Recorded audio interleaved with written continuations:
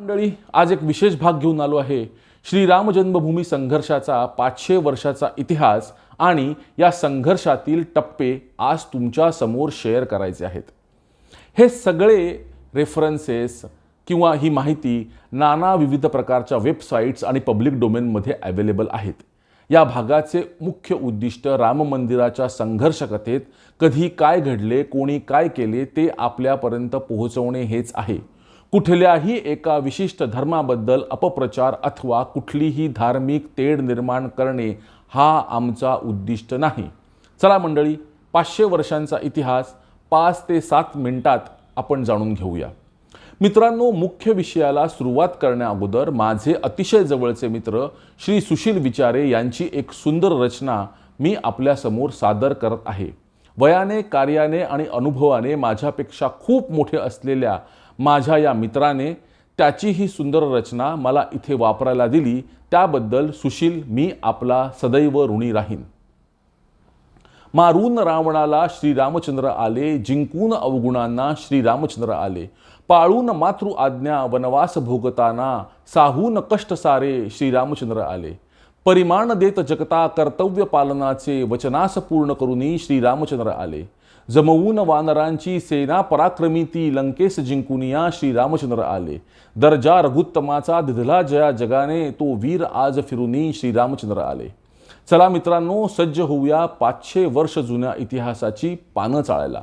सन 1528 बाबराचा एक सरदार मीर बाकी अयोध्येमधील प्रभू श्रीरामचंद्र यांचे मंदिर पाडून तेथे बाबरी नावाची मशीद बांधतो. उद्दिष्ट क्लिअर आहे, त्याला आपल्या धर्माचा प्रचार किंवा प्रसार करायचा असेल किंवा आपल्या मालकाला खुश करायचं असेल.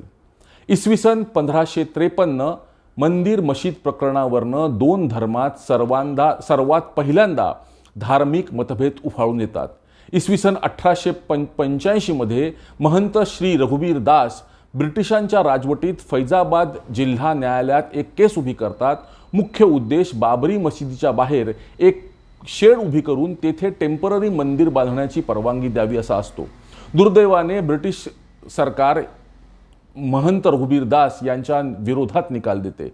इसवी सन 1949 डिसेंबरच्या महिन्यात हिंदू मान्यतेनुसार रामलल्लाच्या मूर्ती वादग्रस्त परिसरात अवतीर्ण होतात आणि स्वतंत्र भारताचे तत्कालीन शासक अतिशय तत्परतेने निर्णय घेतात आणि हा संपूर्ण परिसर सील केला जातो. नव्याने पंतप्रधान बनलेले पंडित नेहरू तत्कालीन उत्तर प्रदेशचे मुख्यमंत्री गोविंद वल्लभ पंत यांना परिसरातील रामलल्लाच्या मूर्ती हटवायचे आदेश देतात. गोविंद पंत देखील अयोध्ये फैजाबाद येथील कलेक्टर के नायर आणि त्यांच्या हाताखालचे ऑफिसर गुरुदत्त सिंग यांना रामलल्लाच्या मूर्ती हलवण्यास सांगत असतात.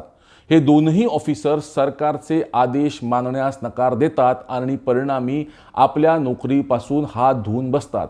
कलेक्टर के नायर आणि श्री गुरुदत्त सिंग हे पहिले कारसेवक होते, कारण त्यांनी जर त्यावेळेस रामलल्लाच्या मूर्त्या हलवल्या असत्या तर पुढील आंदोलनाची वाटचाल ही अतिशय कठीण झाली असती. पुढे वर्ष 1950 मध्ये श्री गोपाळ विशारद नावाचे एक रामभक्त पुन्हा फैजाबाद कोर्टमध्ये जातात आणि अवतीर्ण झालेल्या रामलल्लांच्या मूर्तीची पूजा करण्याची परवानगी मागतात. त्याच वर्षी महंत रामचंद्र दास हे देखील अशाच प्रकारचा एक दावा त्या कोर्टामध्ये परत करतात.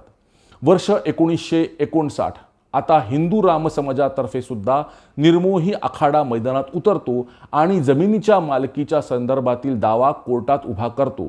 मित्रांनो, इथे सर्वप्रथम हा वाद हिंदू विरुद्ध मुसलमान नसून हा वाद जमिनीच्या मालकीचा आहे हे कोर्टात सांगितले जाते. 1 फेब्रुवारी 1986 फैजाबाद डिस्ट्रिक्ट कोर्ट हिंदू पक्षकारांच्या बाजूने निर्णय देते आणि रामलल्लाच्या मूर्तीपूजनास परवानगी देते. मित्रांनो, केंद्रामध्ये त्यावेळेस श्री राजीव गांधी यांचे सरकार होते. हल्ली वेगवेगळ्या टीव्ही चॅनल्सवरती छाती ठोकून काँग्रेसची मंडळी राजीव गांधी सरकारने मंदिरात पूजनास परवानगी दिली असे सांगतात, तेव्हा ते याच कोर्टाच्या ऑर्डरबद्दल बोलत असतात. पुढे 1989 मध्ये स्वतः प्रभू श्रीराम म्हणजेच अयोध्या रामजन्मभूमी येथील श्रीरामलल्ला विराजमान जमिनीच्या मालकी संबंधीचा दावा अलाहाबाद हायकोर्टात त्यांचे निकटचे मित्र श्री देवकीनंदन अगरवाल यांच्या मार्फत दाखल करतात. मित्रांनो, देवकीनंदन अग्रवाल हे अलाहाबाद येथील हायकोर्टातील निवृत्त जज होते.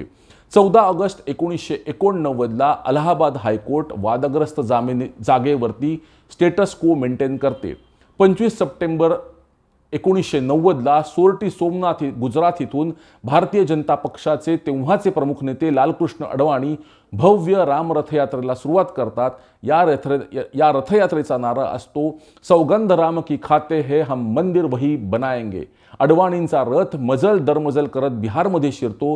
बिहारमध्ये समस्तीपूर येथे तत्कालीन बिहारचे मुख्यमंत्री लालू यादव यांच्या आदेशाने रथयात्रेवरती पोलिसी कारवाई केली जाते. अडवाणी यांना अटक होते.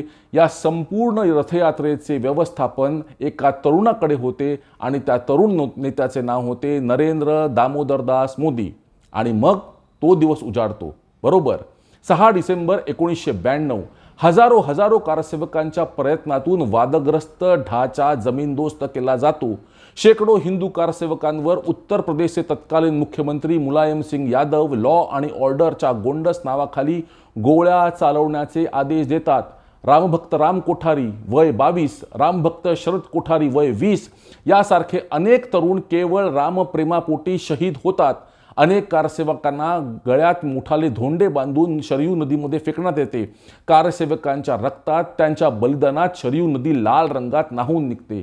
मंडळी, आज इंडी अलायन्सचा भाग असणाऱ्या प्रत्येक राजकीय पक्षांनी या इतिहासाचा विचार करावा. 3 एप्रिल 1993 केंद्रातील नरसिंहराव यांचे सरकार या विषयात एक स्पेशल ॲक्ट पास करते. दोन्ही बाजूंची मंडळी पुन्हा एकदा अलाहाबाद कोर्टामध्ये ह्याच्या पुनर्विचारासाठी दावे दाखल करतात.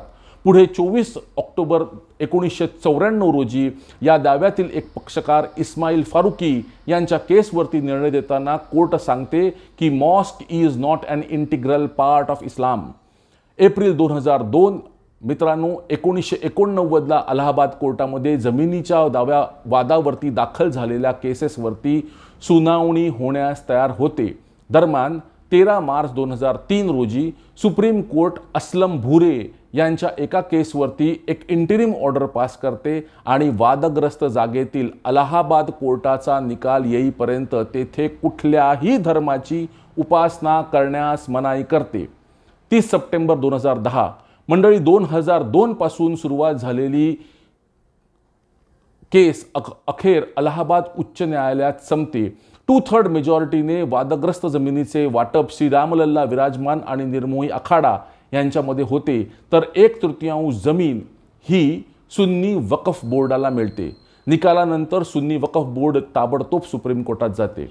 वर्ष 2017 भारताचे तत्कालीन चीफ जस्टिस खेहर साहेब सर्व मंडळींना out of the court settlement करायचा पर्याय सुचवतात. 8 फेब्रुवारी 2018 सुप्रीम कोर्ट या केसची सुनावणी करायला सुरुवात करते. याच वर्षी एप्रिल महिन्यात मुस्लिम पक्षकारांतर्फे ज्येष्ठ वकील राजीव धवन 3 ऐवजी 5 न्यायमूर्तींच्या खंडपीठांची मागणी करतात. सप्टेंबर 2018ला 3 ऐवजी 5 न्यायमूर्तींच्या खंडपीठांकडे हा खटला वर्ग केला जातो. चला मंडळी, पुढे सरकूया, अजून बरंच घडायचं बाकी आहे. 25 जानेवारी 2019 या रोजी सुप्रीम कोर्टाचे तेव्हाचे चीफ जस्टिस रंजन गोगोई यांच्या नेतृत्वाखाली justice Bobde, justice Chandrachud, justice Ashok Bhushan आणि जस्टिस नझीर साहेब यांचे खंडपीठ स्थापन होते. दोन्ही बाजूंनी निष्णात वकिलांची फौजही तयार होते. श्री रामलल्ला विराजमान यांच्यातर्फे वकील परासरन वयाच्या 95व्या वर्षी कोर्टासमोर 4 तास उभे राहून आपली केस मांडताना दिसत होते. त्याच्या वयाकडे बघून कोर्ट त्यांना बसून केस लढवायची किंवा चालवायची परवानगी देते. त्यावेळेला श्री परासरन म्हणाले, न्यायमूर्ती महाराज, मी माझ्या देवाची केस चालवत आहे, ती केस मी बसून चालवू शकत नाही. त्याचप्रमाणे रामलल्लाचे आणखी एक वकील श्री वैद्यनाथन हे आपल्या आर्ग्युमेंटच्या अगोदर हे देवाचे काम असल्यामुळे कोर्टात बूट काढून आर्ग्युमेंट करताना दिसले. 19 जानेवारी 2019 या दिवशी नरेंद्र मोदी यांच्या नेतृत्वाखालील सरकार 67 एकराची संपूर्ण जमीन ही जमिनीच्या मूल मालकांना देण्यासाठी सुप्रीम कोर्टात खंडपीठाची परवानगी मागते. त्याच दरम्यान म्हणजे 9 मेला सुप्रीम कोर्ट या खटल्यातील सर्व पक्षकारांनी सामंजस्याची भूमिका घ्यावी म्हणून एक 3 सदस्यीय कमिटी स्थापन करते. ऑगस्ट 2019ला supreme court day to day हिअरिंगला सुरुवात करते आणि ऑगस्ट ते ऑक्टोबर 2019च्या दरम्यान सर्व पक्ष आपापली बाजू कोर्टासमोर मांडतात आणि मग 9 नोव्हेंबर 2019 हा सोनेरी क्षण येतो. सुप्रीम कोर्ट श्रीरामलल्ला विराजमान यांच्या बाजूने निकाल देते आणि संपूर्ण 67 एकराच्या जमिनीवरती एक भव्य राम मंदिर बनवण्यासाठी एका ट्रस्टची निर्मिती करून त्या ट्रस्टला ही जागा हस्तांतरित करण्याचा निर्णय सरकारला देते. मंडळी, या निर्णयापर्यंत पोहोचायला आर्किओलॉजी सर्व्हे ऑफ इंडिया कोर्टाला मदत करते आणि जमिनीच्या उत्खननामध्ये मंदिर असल्याचे अनेक पुरावे कोर्टासमोर सादर केले जातात. 12 डिसेंबर 2019 सुन्नी वक्फ बोर्ड सुप्रीम कोर्टामध्ये दिलेल्या निर्णयाच्या विरुद्ध पुन्हा एक रिट पिटिशन फाईल करते, परंतु सुप्रीम कोर्ट ही याचिका डिसमिस करते. 5 फेब्रुवारी 2020 सुप्रीम कोर्टाच्या आदेशानुसार केंद्र सरकार श्रीराम जन्मभूमी तीर्थक्षेत्र ट्रस्ट स्थापन केल्याची घोषणा भारताचे लाडके पंतप्रधान नरेंद्र मोदी लोकसभेत करतात. 5 ऑगस्ट 2020 करोना काळात देखील नरेंद्र मोदी यांच्याच शुभहस्ते प्रभू श्रीराम मंदिराच्या पायाभरणीचा कार्यक्रम विधिवत पूजा अर्चना करून प्रारंभ होतो आणि मग 22 डिसेंबर जवळपास 5 दशकांच्या प्रतीक्षेनंतर नरेंद्र मोदी यांच्याच शुभहस्ते प्रभू श्रीरामचंद्रांच्या मूर्तीची प्राणप्रतिष्ठा आणि मंदिर लोकार्पणाचा सोहळा संपन्न होतो. मित्रांनो, मीर बाकी नावाच्या एका परकीय आक्रमणकारी मूर्ख सरदाराने केलेल्या कुकर्माला 500 वर्षांनंतर अंडू करण्यात येते. या लढ्यातील प्रत्येक ज्ञात आणि अज्ञात कारसेवकांना माझा प्रणाम. प्रणाम हिंदूंच्या सहनशक्तीला, प्रणाम त्यांच्या चिकाटीला, लढ्याला आणि संघर्षाला. मित्रांनो, अशाच इंटरेस्टिंग विषयांवरती माहिती मिळवण्यासाठी आमच्या चॅनलला लाईक करा, शेअर करा, सबस्क्राईब करा. धन्यवाद. जय हिंद, जय महाराष्ट्र, जय श्रीराम.